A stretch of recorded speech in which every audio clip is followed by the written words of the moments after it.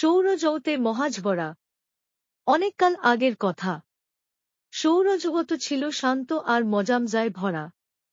সূর্য দাদু তার বিশাল গোফে তেল দিয়ে সব গ্রহদের পাহারা দিতেন। একদিন মঙ্গল নিজের লাল গাল ফুলায় বলে উঠল, আমি লাল টুকটুকে, আমি সবার সেরা। বৃহস্পতি পেট ফুলিয়ে জবাব দিল, হুঁ, আমি তো আকারে এত বড় যে আমার পাশে তুমি একটা লাল টমেটোর মতো দেখাও। শনি ঘাড় নেড়ে বলল, বড় হলে কি হবে? আমার রিংস দেখেছ? একদম চকচকে বিয়ের আংটির মতো।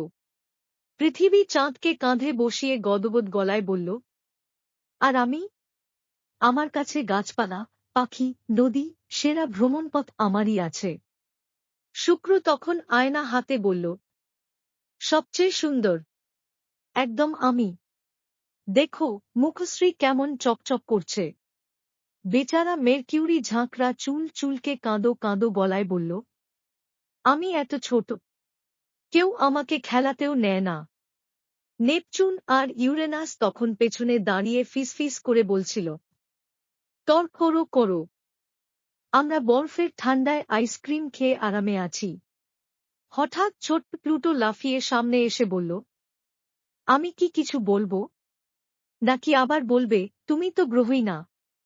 সবাই তখন হেসে গড়িয়ে পড়ল। বৃহস্পতি তো হাসতে হাসতে তার একখানা চাঁদ খুলে ফেলল। এই সময় সূর্য দাদু গোঁফে হাত বুলিয়ে বললেন, হুঁ, শান্ত হও সবাই। প্রত্যেকের আলাদা বিশেষত্ব আছে। কারো রং, কারো আকার, কারো সৌন্দর্য, সবাই মিলে আমরা এক মহা টিম। সবাই মাথা নেড়ে বলল, ঠিক কথা দাদু, আমরা সবাই মিলে দারুণ। তারপর সেই দিন থেকে সৌরজগতে রোজ মজার গল্প হয়, ঠাট্টা হয়, তবে ঝগড়া আর হয় না। আর ছোট প্লুটো, সে এখন নিজেকে বিশেষ অতিথি গ্রহ বলে দারুণ গর্ব করে।